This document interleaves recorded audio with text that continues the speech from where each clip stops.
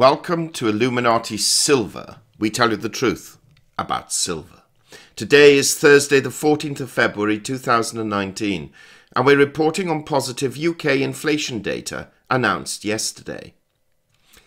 The Office for National Statistics reported yesterday that UK inflation fell in January, with the Consumer Price Index, known as the CPI, at 1.8%, compared with 2.1% in December.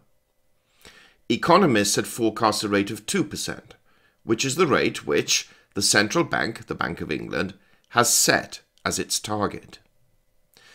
The explanation for the fall were lower energy bills and fuel, and is the lowest rate for 2 years, and is significantly lower than the 3.1% reported for November 2017, which was a 5-year high.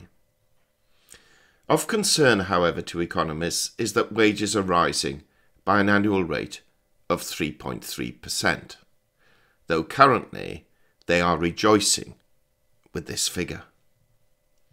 Mike Hardie, ONS, Office of National Statistics, Head of Inflation, said, quote, "The fall in inflation is due mainly to cheaper gas, electricity and petrol, partly offset by rising ferry ticket prices and airfares falling more slowly than this time last year." Unquote. Tej Parikh, senior economist at the Institute of Directors, said, quote, "For the past 2 years, households have been squeezed between high prices and weak wage growth. With inflation now at a 2-year low and growing upward momentum in pay packets, consumers are likely to feel less of a pinch on their wallets. This easing in the cost of living should provide some uplift for the high street, just as consumer confidence appears to be waning." Unquote. Some commentators are even predicting that providing the UK can negotiate a positive Brexit deal, then inflation could even fall to as low as 1.6%. and sustain it close to that level.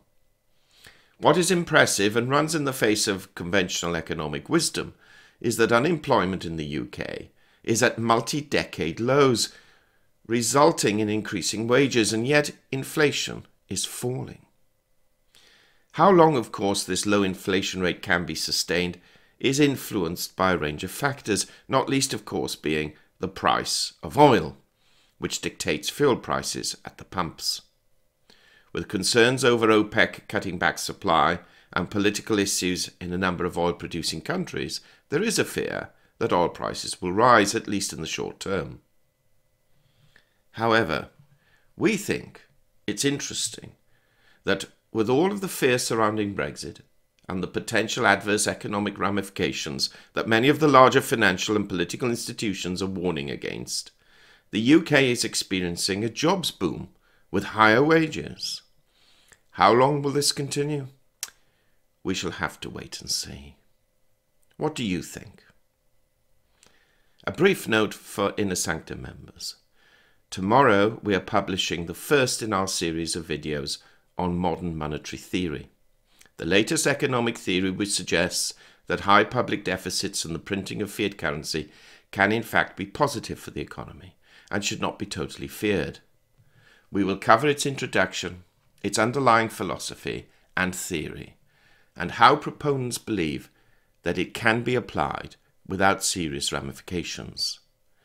So do earmark time tomorrow to enter the Inner Sanctum and listen to our first video of this series. We hope you have found this video interesting and informative, and if so, please give it a thumbs up and share it on social media. Please ensure that you have subscribed to our channel and press the bell sign so that you are notified of any future videos. Also, kindly visit our website at illuminatisilver.com, and if you haven't already done so, please subscribe either as a free or paying member for regular email updates and offers. Disclaimer: Illuminati Silver owners come from a background of banking, international wealth management and economics. Having now retired from these worlds, we are not qualified to give investment advice. Therefore, this and other productions must not be deemed to be giving such advice and merely represent the personal views of its owners.